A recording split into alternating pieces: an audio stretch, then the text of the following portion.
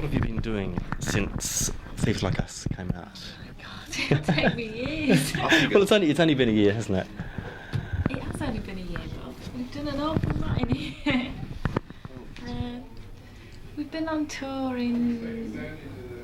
Is that when we went to Germany? Oh, we went Thieves Like Us, yeah, about it. I got to this one. It's 2 months no wait. And recorded the album. I'm cutting. And a single. Yeah. We've done a video. Is that all? I'm sure we've done a lot We more did do than a lot that. more, I'm sure. What else have we done? Oh, we've done television, didn't we? What? These like us we went and did. Oh, but we did that years before it came out. There's a sort of time delay apparently on everything that New Order does. It comes out a year. You've done it, but it's really strange because we haven't. Honestly, we've been really busy. It only seems like we do nothing, but we do loads. So you can pull that open, can't you? Yeah, I can. Push him over. Good one, this. Between the knees. It's not stronger than me. You don't want a glass? Yeah, okay, I'll have a glass. Wouldn't you like to be at the bottom of that? Yeah, okay. Oh, we had a holiday as well. We had a couple of weeks off. Everybody went on holiday for a bit. Some more successfully than others. Me and Jen had a quite unsuccessful attempt to get to Miami. Yeah. And New York. We got stuck in New York. Don't go for an holiday in New York. It's not a good idea. There isn't any beaches there. What else have we done? No, there you go. It's probably gone out. There you go. Come on, I'm sure we must have done something else. There was that play at home. Oh yeah, that's one of those things that I was saying, because we did that actually before Thieves Like Us came out, though it was actually shown after Thieves Like Us came out. It was like almost a year. That was a year old. It was shown on television. Really? Yeah. Well, how did that come about?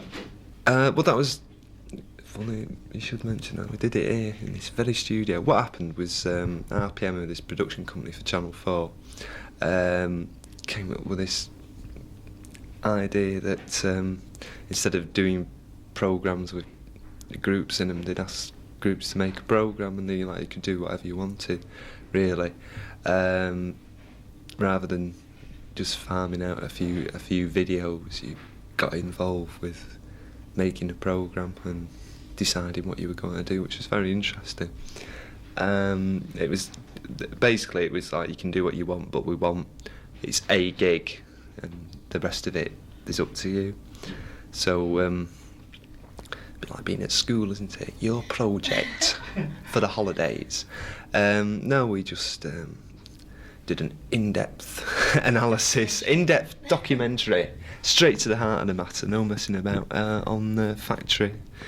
It seemed like the easiest thing to do, really. I think. I seem to recall one scene of it with Tony Wilson in the bath and. Yes, and you joining him. Yeah, that's right. Getting over it. Just now. Just recovered. Shortly afterwards, we went out and bought a bath the same, so we didn't have to moan about it. Yeah, it seemed like a good idea at the time. Unfortunately, the water kept going cold. Oh yeah, it was very interesting because it showed, like, we've done stuff before, like Factory have got a lot of video stuff, but they were doing on like film, and I'd never had any experience of like film editing and the way people went about playing with film and the way people made it a proper television programme, so it was really interesting. Does it give you inspiration to do more things of that nature? Well, we've just done a video. Film, it's not a video. It's not a video. That was quite exciting, really. It was, yeah. It's quite different. That's what we're doing now, finishing it off. Yeah. Trying to finish it off. So did you direct that yourselves? No, we had an American director, Jonathan Demme. We had... He's the guy that did the Talking Heads film. Oh, Yeah. God, we don't have to say that. Yes, he is, yeah. Yeah, he did that. And we had a French. lighting cameraman Henri Olacon, who did Beauty and the Beast and all things like that. He's this really sweet old French guy. He's great. He's been doing it for years. Just really, really nice. Someone who's obviously been around a lot, who's really into doing it. Like, you'd think, because we were doing it live and we were going through the song a few times, it's pretty loud. You think, oh my God, the guy's got to have a heart attack or something. Yeah, no, but it was really nice. Knew what he was doing as well, which was handy. Okay, you mentioned a new LP. What's that called? The LP is called Low Life. And that comes out very soon in England, is that right? Very soon, yes. Soonish. Yeah. And that was recorded in Germany, is that right? No. No, Okay. it's never been recorded in Germany. God, if it was recorded in Germany, it would have been out about 3 months ago, mate. Everything runs on time in Germany. No, I'm afraid it was recorded in Islington. Nowhere so exotic. Self-produced again? Yep. Yeah. Yes. And we did a single at the same time, which should be out. Law of averages about the same time. That's again we produced ourselves. Yeah. Right. Is that on the album? Yeah, but it's a different version. In an altered form. Yeah. Yeah, shorter. A slight compromise. No more collaboration with Arthur Baker? Why does everybody ask about Arthur Baker? No, Bob Dylan's taken over from us. Arthur's too busy with Bob Baby, so he couldn't squeeze us in. Have you ever tried squeezed in with Arthur Baker? Wow. That needs 2 cabs. No, the Arthur Baker thing was a one-off, really. It was just what he's doing. We heard his records before that, and we wanted to work with him. Unfortunately, he's sort of become really hip now.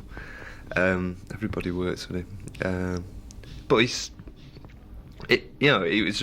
that was interesting because he works in a completely different way to the way that we work, and that's always good fun. Find out how somebody else goes about it. Yeah, but no, we don't really make plans. Actually, I should say this: we don't really make too many plans. Things just sort of seem to happen. Like this song just seemed to happen like 5 weeks ago. Well, that was my next question. Yeah. Why go to Australia at this This time of year? Yeah, that's a good question. That is a good question. I don't know. Find someone else to answer. Well, no, we don't. We liked Australia last time. I thought it was really nice. And then that was in summer though, so everyone's a bit worried about it not being as hot or something. Unfortunately, we've not got any time to go to Bondi Beach, which is a shame. Because like last time, we're quite fortunate. We had a lot of time on the beach. This time it's a bit different. There's a lot of flitting about, but I'm sure we'll get down there. I'm sure we'll get a bit of sand in our suitcases. Sand kicked in our faces, yeah. So basically, you're looking forward to going back to Australia? Yeah, of course. Some of us are. Some of us are, yes. Some of us are. Have you got any expectations again or not? I should think we'd get quite a lot of tins of Fosters on the rider. Expect that. Swans, Tuies, yeah, 2 tins of Tuies. Not really. Don't really expect anything. No. No, it's it just seems to happen. And hope everybody enjoys it and nothing goes wrong. No, no great expectations. Okay, to change the topic slightly, do you find it complimentary or do you find it insulting when other bands rip off your ideas or borrow from A bit of both, really. I mean, if it's They're really obvious. You feel a bit mad about it, but generally, no, because it's just interpreting their ideas. It depends what you mean, though, because you mean cover versions or just I've heard that riff somewhere before, that sort of thing. It's quite it's quite funny. Yeah, I'd say it's quite funny because like you yourself have sort of probably derived at that from a number of sources. I mean, let's face it, nothing is truly original, and it's just I just think it's really funny that the people who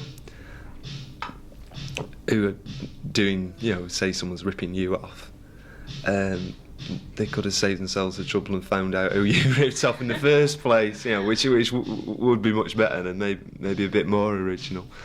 But yeah, I just find it's a bit amusing. I like the cover versions. So I like what people doing cover versions, because what happens is you've got a fixed idea in your head of how something should sound, and somebody else has got a different idea, and it's interesting to see what other people make of your stuff. That's good fun. Yeah. Can I just close that door? Shut that bloody drummer up!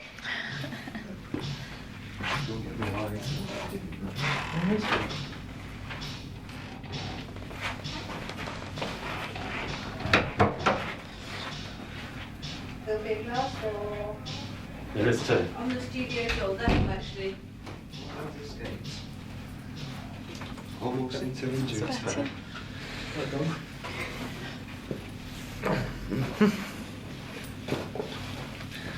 No, I'm not picking you up. You're not going to Australia. That's it of yours? Yeah. Very good friend. Very good friend, very good friend. Yeah. That's what I like about Australia, the warm welcome you get when you get at the airport. You just And have it starts 36 spraying you. hours on the plane and these blokes come on and spray you with disinfectant. I think that's great. You know, welcome to our country, but don't spread any diseases. You know, take a few back as a souvenir, but don't bring your own. Right. Do you find the same things motivating you now as when you first started playing music? Yeah. Same basic things. It's just that now it's become a full-time job. Before, it's always been a full-time job for me. It has always been a full-time. But before, when you had a job, we used to do this as well. It was a bit harder. But now you just do this full-time. It's sort of it's transcended from a hobby to to an occupation, but it's still fun, really. If it ever, you know, if it hadn't got the same appeal for you that it had when you started, then you very quickly get fed up of it. I think, because you've got to be interested in what you're doing. You've got to be, I don't believe in it or whatever, but there's got to be something. Otherwise, you might as well not bother. You just fooling yourself. You could be doing anything, really. Well, could you sort of elaborate on the things that still motivate you now? There's just one thing, really. It's just enjoyment. It's just you get a lot of pleasure and satisfaction from writing a piece of music, playing a piece of music, recording it. I mean, you get a lot of frustration as well. It's just that ultimately it's enjoyable and a satisfying experience, because it's like creating things. That's what I like doing. I mean, I couldn't really imagine doing anything else where you're working for somebody and you're just writing things down, doing something when you can't actually see like a purpose to it, a sense of purpose. Yeah. Do you still have a good relationship with Tony Wilson? Don't go in the bath as much for them these days, Gillian. You stop bathing with Tony. I don't know what this means. Well, he's got married, hasn't he? So it's a good job, really. It's not a good relationship with him. Yeah, well, yeah, we're still with Factory. We're still friends, yeah. Do you ever sort of sit down and analyse your success? No, I think that'd probably be fatal. Yes, it'd certainly be fatal. You would think about it too much. Probably end up in an asylum or something. No, I don't think about myself. I never cease to be amazed by it, but I don't try and analyse it. It's just a bit of a mystery. Why people buy our records and all that. Do you find the weight of your reputation a bit of a hindrance or mercenary times? What reputation? Yeah, well, exactly, because Well, the reputation exists outside us, really. Our reputation lies with other people. It's other people who've given us that reputation. That's what creates a good reputation. Yeah, you've got to have a gimmick. No, you don't really think about it because it's not something of your own invention. I can't really comprehend what our reputation might be, to tell you the truth. That's another thing I can't understand. I don't think about it. Well, just the response from people that come to shows. Oh yeah, you think about that a lot when you're dodging the bottles, yeah.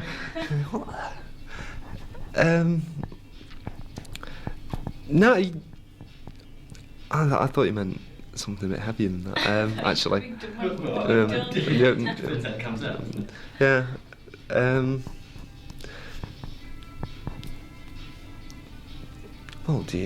What do you think about it, Gillian? What people think of you? I don't know. Just hope they enjoy it. If people who come to the gigs, you just hope they enjoy it and don't get in any trouble. Only throw empty cans, not full ones. But you don't feel it restricts you. I mean, the fact No, you can't allow it to restrict you, can you? Because you're in charge, really. You're responsible, sort of. You're playing the music, and they've got the choice of either enjoying it or not enjoying it. You know, you can't really say, well, would it be better if we did this one? You can't. Do you feel any empathy with any of your peers musically? Empathy with our peers. Julian, you're well up on empathy. Who have you thought empathy towards lately? No, funnily enough, no, I don't, because don't really listen to much contemporary music. You don't even think about who they buy or. You just think about the record and the end of it, really. You know the bands you used to like about the split up. Oh, something, yeah. Oh, yeah, most of them haven't they? Because something like it depends who our peers are, really. When we started off, it'd be sort of buzzcocks, wouldn't it? People like that. The punk bands, which seem to dissipated a little. There's not many left, is there? No. It's the Banshees, I guess. No, the Clash is still going. Oh my god.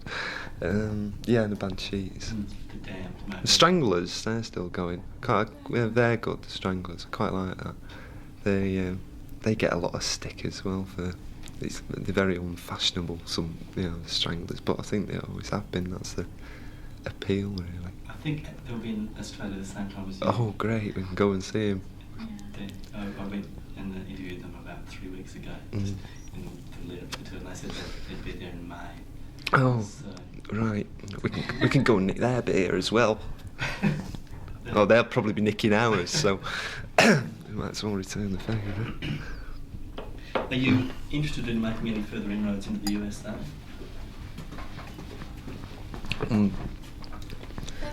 Inroads. Inroads. What does that mean? The exploitation of the American record market, Julian. In 5 minutes, right? Tell them about Quincy. Who? No, we've no, we've just done a deal in America with Quincy Jones's record label Quest, because it seemed like a good idea at the time. No, I did a lot of American record companies have been bugging us for a long time, minding us to do something. Every time you go to America, you get all these record company people pestering you and stuff like that. Well, not pestering you, being very nice to you. It's quite good, all the free meals and everything. But you can have too much of a good thing. So we decided, well, Quest was a small label starting up, and also an all-black label at the moment, so I'm told. And Quincy Jones seems an alright bloke. Quite like the stuff that he's done. But yeah, we never really. Yeah, we tried doing it along similar lines to factory over here, but it didn't seem to be too successful. Not that you really bothered about the success, but the people who were doing it for were, you know. So yeah, it just seemed, I don't know, a bit of an easy thing to do, but not with a really big label. It just seemed right, because you could see some sort of parallel between what Quest were trying to do and what you were trying to do, really. And yes, so we've done that. And so does this mean that we'd sell millions in America? I don't know. Does this mean that Quincy Jones may produce a new order record? Who knows? Who knows? We certainly don't. Yes, it's an intriguing idea, isn't it? Yeah, it'd be very interesting. I mean, like I say, we don't really make plans, so just see what happens. I've never actually met him, really. The things that you have to, really. Like gigs in England, we just sort of, when should we do some? And we sort of do one-offs. Yeah, you seem to play fairly low-key dates, or else unusual places. Yeah, both of those two. We don't like the touring syndrome, really, because you just get after so many gigs, it becomes a bit mechanical. But unfortunately, it's the only way you can afford to do it in Australia and Japan and have a cig, Rob.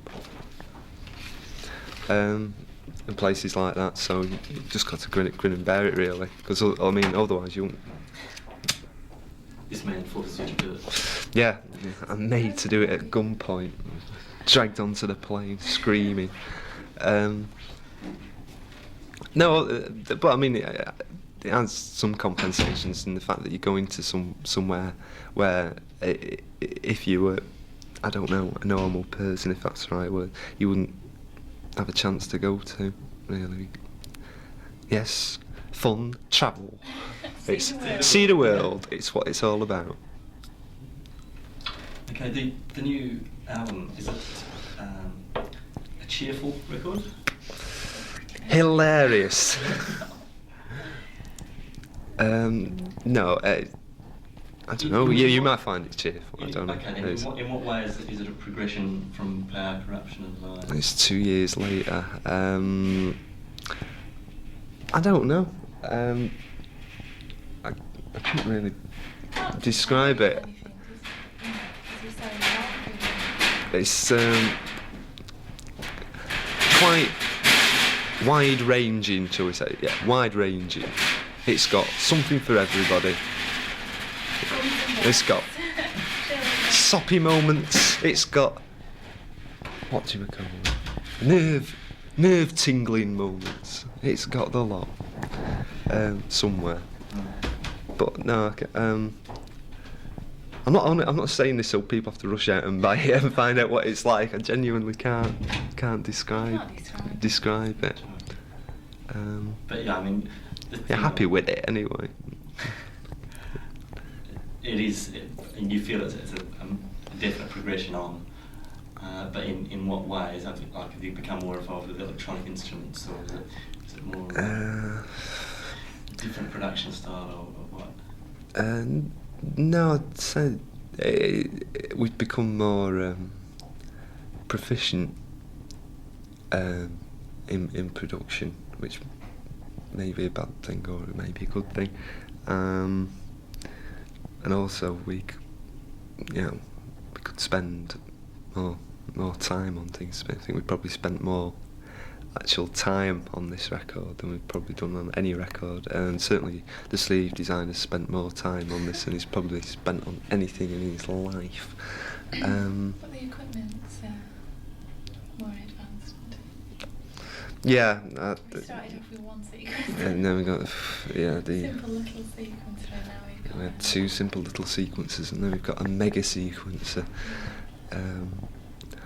But the thing about electronic stuff is you can do things with it that you can't do with acoustic instruments, and vice versa, really. That's why we try and do both things. And it's strange that like people always think of you as a synthesizer band or something like, you know. And in a way, it does annoy me that people sort of going on to calling synthesizer music when there's a place for everything, really. I believe, it's like anything. You can't say all synthesizer, anything with a synthesizer, and it's bad. There's good things and bad things. It's like not everything that's got guitars in it is great. And that's what it's like we just try and use both things. Okay, well, I guess that's about it. Great stuff. Right, so put this heavy microphone down.